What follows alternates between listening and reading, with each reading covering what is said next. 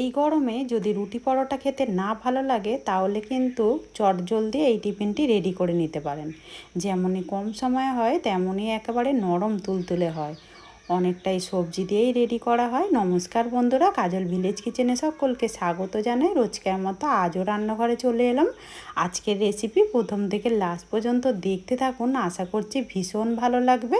তো চলুন তাহলে শুরু করা যাক। তার জন্য এখানে আমি টিফিনের জন্য দেখতে পাচ্ছ এক বাটি নিয়েছি আটা। আজকে আটা দিয়ে টিফিনটা রেডি করব, তার জন্য নিলাম এখানে একটা বাটি।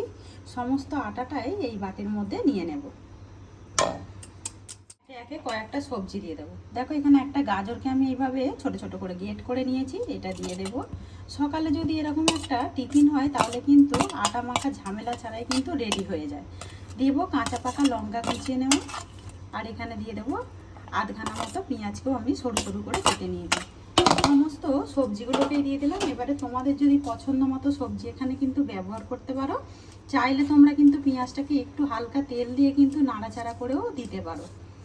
এবার একটু মিশিয়ে নেব। এবার এখানে দিয়ে দেবো স্বাদ মতো লবণ বা মাপ মতো লবণ। লবণটাকে দিয়ে একটু মিশিয়ে নেব আগে। এই টিফিনগুলো যেমনই তাড়াতাড়ি হয়ে যায় তেমনই কিন্তু সকালবেলা খেতে ভীষণই দারুণ লাগে, আর একেবারে কিন্তু মুখের স্বাদ পাল্টে যায়। লবণটাকে দিয়েও খুব ভালো করে মিশিয়ে নিলাম। এবারে অল্প অল্প করে জল দেব। একেবারে জলটা দেব না, অল্প অল্প দেব, আর একটা সুন্দর থকথকে গোলা রেডি করে নেব। সুন্দর করে আমি এইভাবে একটা গোলা রেডি করে নিয়েছি, আর গোলাটা দেখতে পাচ্ছ কতটা থকথকে হয়েছে। এইভাবে কিন্তু গোলাটাকে রেডি করে নিতে হবে। এবারে এর মধ্যে দিয়ে দেব আমি অল্প একটু নিয়েছি ইনো।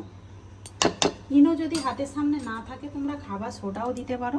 এটা দিলে যেমন টিফিনটা নরম হবে তেমনই কিন্তু একদম হালকা হয়ে যাবে গোলাটা। এবারে একটু ফেটে নেব, আর এইটা কিন্তু লাস্টেই দেবার চেষ্টা করবে। ইনো দিয়েও আমি খুব ভালো করে দেখো এটাকে কিন্তু গুলে নিয়েছি। এখানে গোলাটাকে কিন্তু খুব ভালো করে তৈরি করে নিয়েছি, আর দেখতেই পাচ্ছ ইনোটা দেওয়ার পরে কিন্তু কতটা গোলাটা হালকা হয়ে গেছে। গ্যাস অন করে একটা কড়া গরম হতে বসিয়ে দিয়েছি। কড়ার মধ্যে সামান্য একটু সাদা তেল ব্রাশ করে দেব। সামান্য একটু তেল ব্রাশ করে দিয়েছি। এবার এখান থেকে গোলাটা নিয়ে নেব, এক হাতা মতো মাছ বরাবর দিয়ে দেবো, আরও একটু দিয়ে দেব। এবারে একটু চেপে নিয়ে আসবে, এইভাবে একটু গোল করে দেব। এটা ছোট থেকে বড় সবাইই পছন্দ হবে। একদম তেল ছাড়া একটা টিফিন খেতে ভীষণই দারুণ হয়, আর দেখতেই পাচ্ছ কতটা কম সময়ের মধ্যে কিন্তু আমরা টিফিনটা রেডি করে নিতে পারি। সুন্দরভাবে একটা শেপ দিয়ে দিয়েছি, যেরকম ঠিক গোলা রুটি হয় বা রুটি হয় সেরকমই।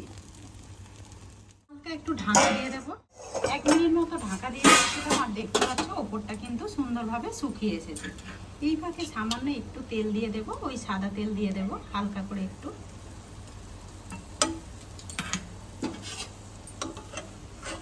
আর এগুলো এইভাবে উল্টে দিলে দেখো ভেঙেও যায় না। আবারও আমি একটু ঢাকা দিয়ে দেবো এই দিকটাও। আবারও আমি ঢাকা দিয়ে রান্না করে নিয়েছি, আর দেখতেই পাচ্ছ রুটিটা কতটা সুন্দর হয়েছে আর কতটা জালিদার আর নরম হয়েছে সেটা কিন্তু বোঝা যাচ্ছে। এবার এইটা আমি একটা প্লেটের মধ্যে তুলে নেব। ওই একইভাবে সমস্ত রুটিগুলোকেই আমি রেডি করে নেব।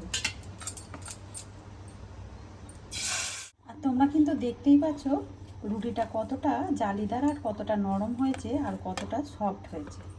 এই একইভাবে টিফিনগুলোকে কিন্তু রেডি করে নিয়ে যাবো।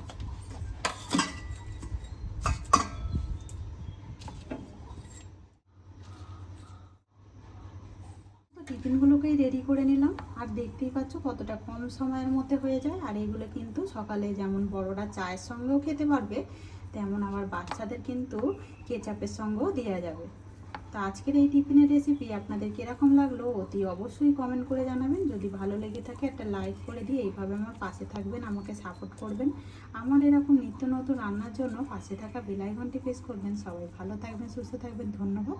আবারও কোনো নতুন রেসিপি নিয়ে ফিরে আসবো। আজকের মতো এই পর্যন্ত।